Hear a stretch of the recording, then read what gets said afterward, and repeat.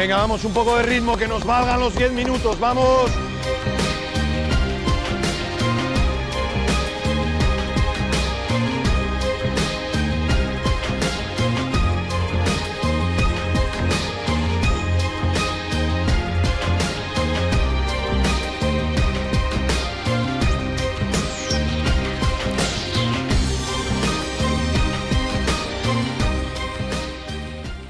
Turkish Airlines Lig'in son şampiyonu Real Madrid'in baş antrenörü Pablo Laso ile beraberiz. Coach, welcome to Istanbul. Great to see you here. Thank you, President. Coach, let's talk about the season. First of all, in a season where you defend your title, I look at the defensive ratings and I see that you led just 93 points in 100 possessions. It's a huge thing, I guess, in a season where everybody wants to beat you. So, what you can say? How do you keep your team hungry like this in a season where you defend your title? Well, of course, we know that after being champions, everybody will wants a little bit of you. So it's normal, and you have to understand that from the first day.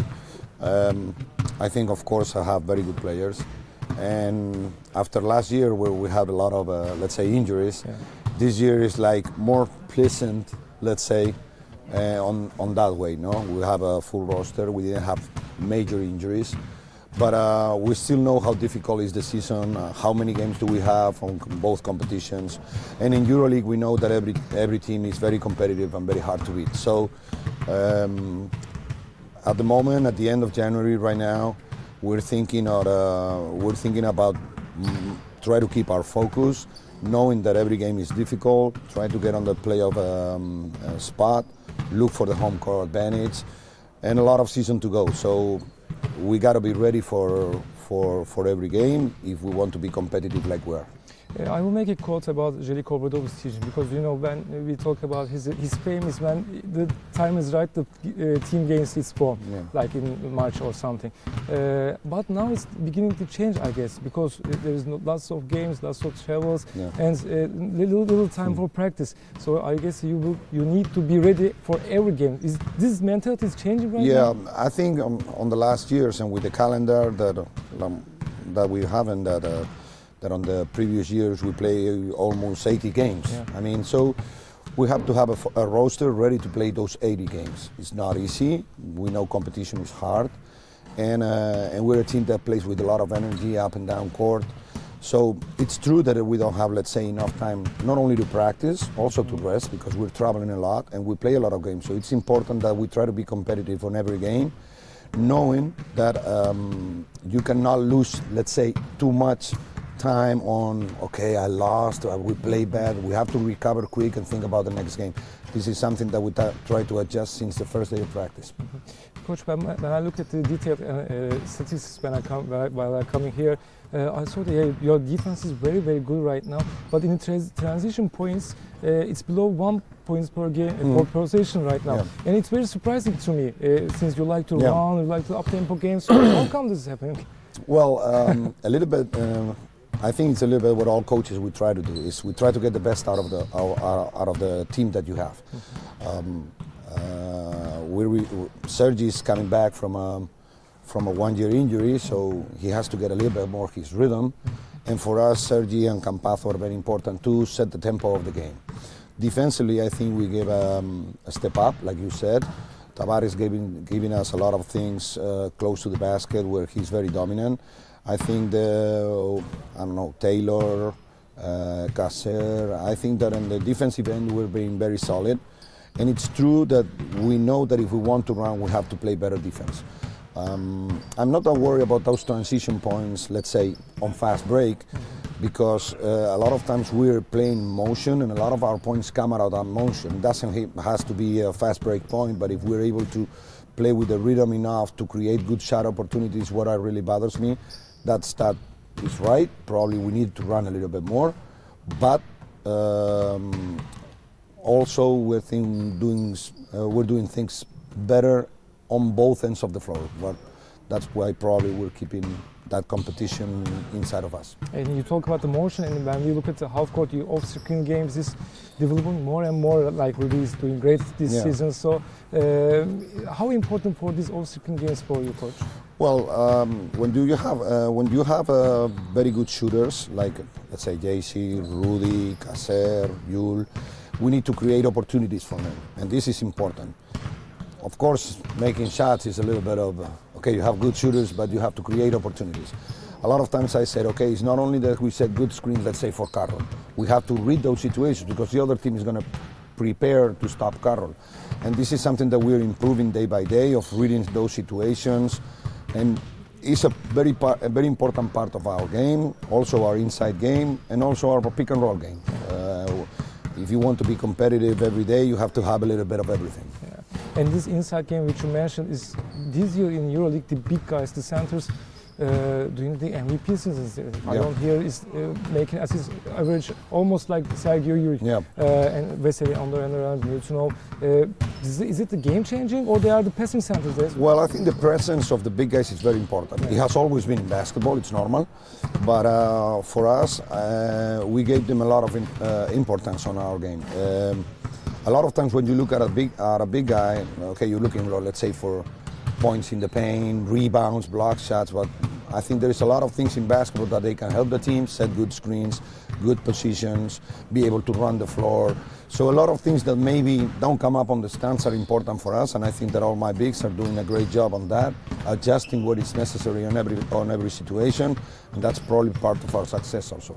And in the post-Luka Doncic season, we can say that you just get just one player, your privilege, and you just adjust it from inside the team, I guess. Is it because you want to do it that way, or the markets lead you that way? Well, it's always a little bit of both things. It would be stupid for me saying that going to the market is not good, because it's not true. If you have let's say in the market a very good player that you can sign, of course, maybe you do it. I don't know if you can pay it. I don't know if it will be available. But what we all think from the beginning is the strong part of a team is the team, not the players. We lost Luka. Okay, Luka is a great player. He's demonstrated every night in the NBA, and we create a lot of situations for him. He helped us a lot. He's a great kid, and we miss him.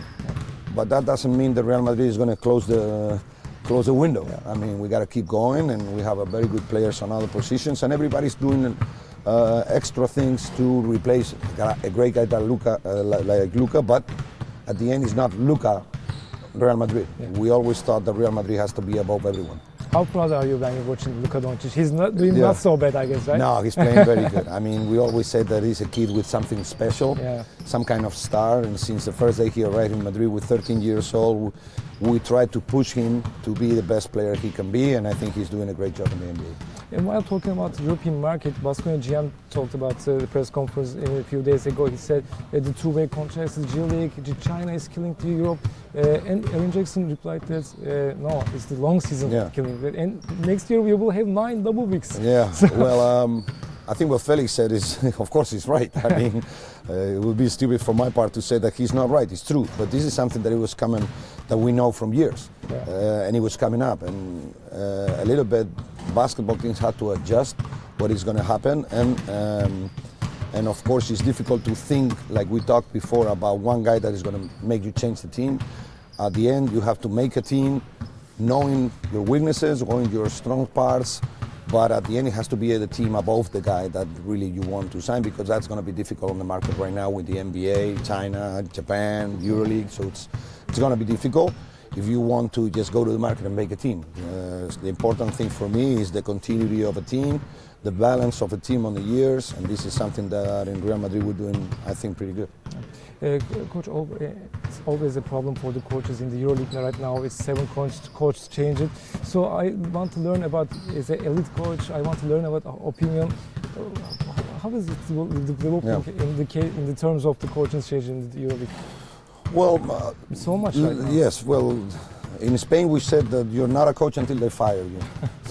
This is pretty stupid, but it's a little bit like this. It's part of our job.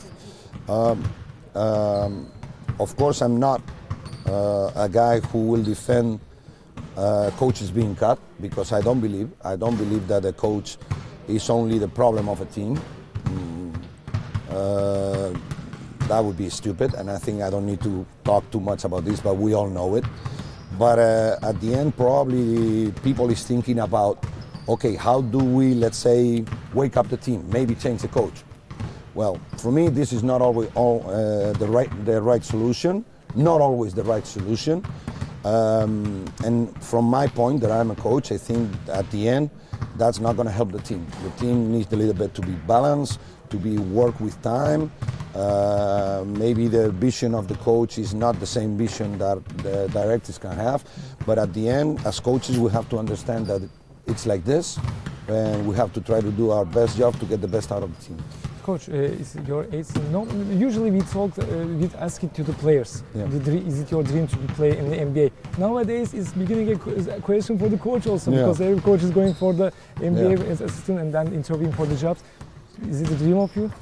Well, myself, I don't think too much ahead. I mean, right now, we're here in Istanbul, we got a game tonight. We're playing in Malaga, difficult game on Sunday. Right now, my future is not too much ahead of this.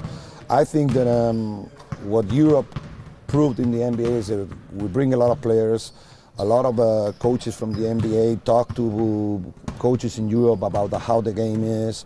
We know how hard is the competition in Europe, and probably we're developing players and probably also coaches on the future, that's for sure. But if you're asking me right now, let's say I have enough job with what I'm doing, and I'm in a great club and with great team and great players. So right now, I don't think too much ahead, but it's true that at the end, we're sending to the NBA a lot of, let's say, potential. Yeah. Thank you very much, Pablo. Pleasure. Thank you.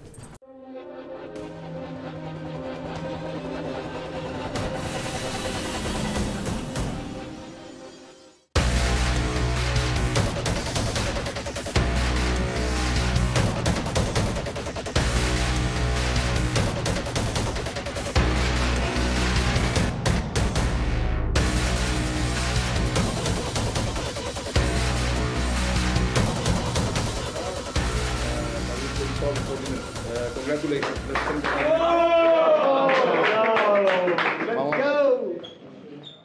1, 2, 3. Venga, chicos.